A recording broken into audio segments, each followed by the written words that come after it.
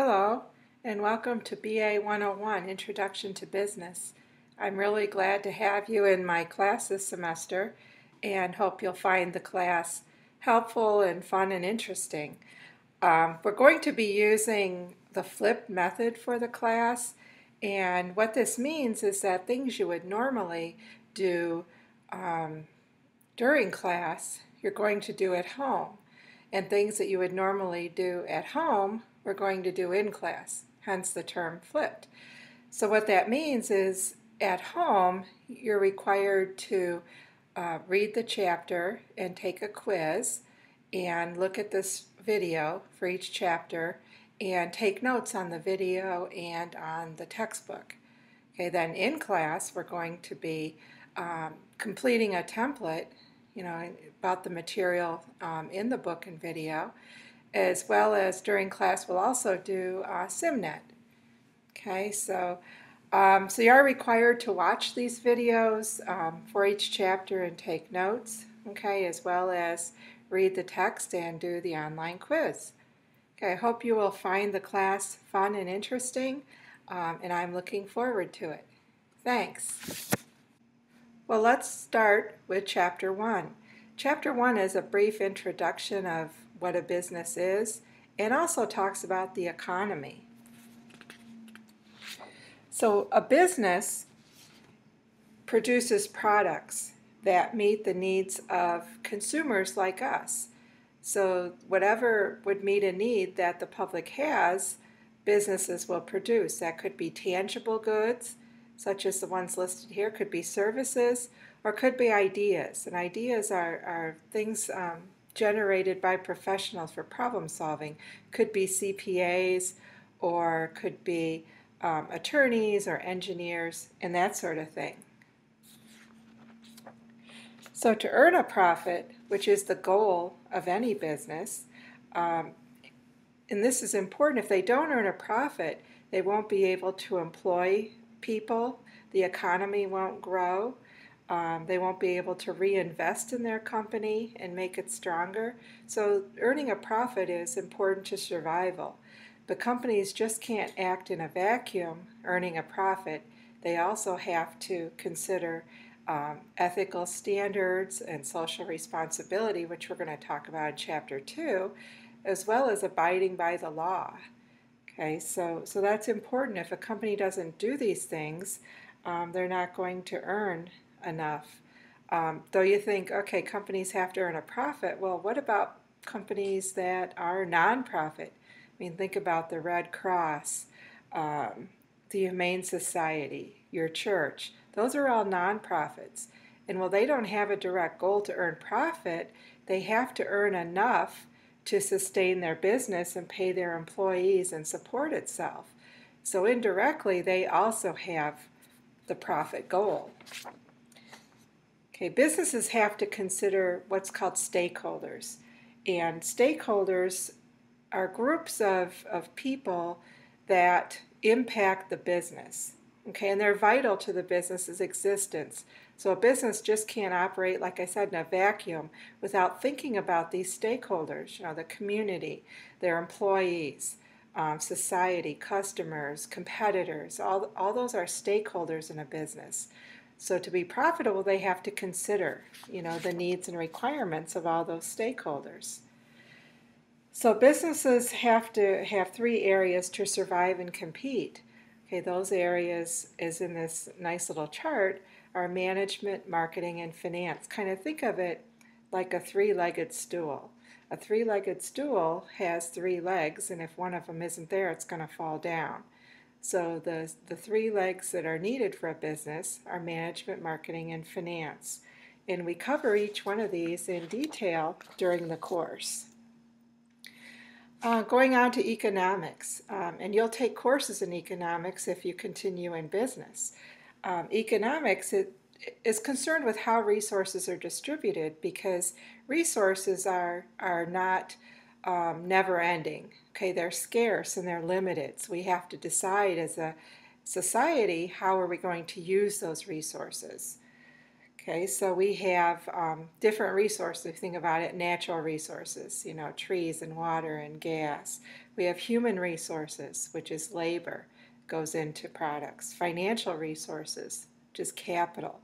And intangible resources, things like the reputation of the business or what the business may provide to the community. And all those are important in the economy. Okay. Economic systems are kind of the way that society distributes resources to produce goods and services. And listed here are three important issues concerning economic systems. What goods and services and how much of each will satisfy consumers? How will they be produced? How will they be distributed? Are all important questions to answer, and those are all part of an economic system. There are different types of economic systems, as described by your book. Communism, and countries like North Korea, China, and Cuba offer examples of communism. Okay, and communism, as this says, described by Karl Marx, as a society, and people without regard to class own all the nation's resources. And communism results in, as it says, low standards of living and corruption and little freedom for citizens. Socialism is an economic system where the government owns and operates industries and individuals own most businesses. Okay, those are countries like Sweden, Israel, and India. Okay, and capitalism or free enterprise, which is what we have here in the United States, as well as Canada and Japan. This is a system where individuals own and operate a majority of businesses, and they're allowed to do this without interference from the government. Okay, though, as we'll see, there's some mixture of that kind of comes into play. Okay, since no country is purely capitalistic, socialistic, or communistic, we have mixed economies, which is more than one element. Because no country practices, a pure form of this. If you think about the United States is a combination of capitalism and socialism. We have socialism because there's government intervention, there are laws, and that sort of thing. Okay. In economics, we're always concerned with the forces of supply and demand. Okay, and supply refers to the number of businesses that are willing to sell products at different prices. And demand is the number of consumers like us that are willing to buy at different prices at a specific time. So kind of think about pizza. It's something we all like, I'm sure. So think about it. How many pizzas would a business be willing to sell at various prices? If they price it too low, they're not going to make a profit. Okay, they're going to lose money. If they price it too high, people won't be willing to buy it. And then on the other side, think of yourself. How many pizzas would you buy at each price level? Okay, you'd buy a lot more if the price were very low. But if the price were $50, you probably wouldn't buy any pizza. So what we have is something called equilibrium.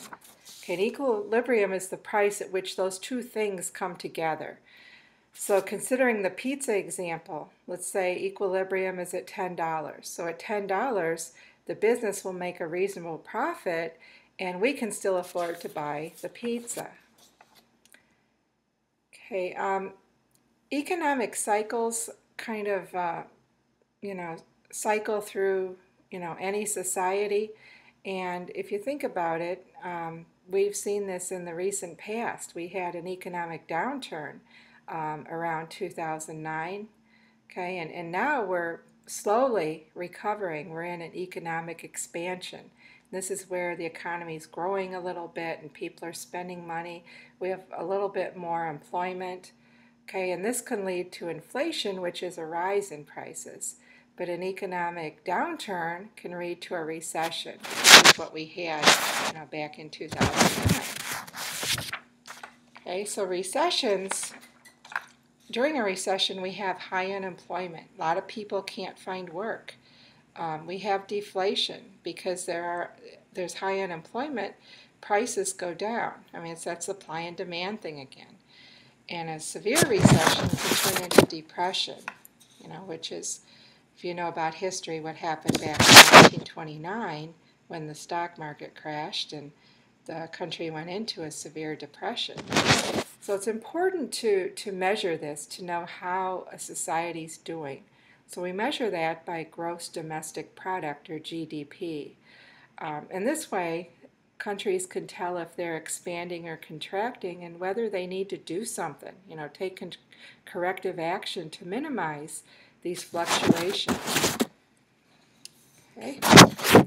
Then the book talks about the American economy, kind of a little history of how we've evolved from an agricultural economy where people worked at home in small groups and didn't travel. And then the Industrial Revolution came along where we now have factories, which, people left the farm to go work at the factory. And that came about because of, different inventions of, steam power and electricity. Those all facilitated this to occur.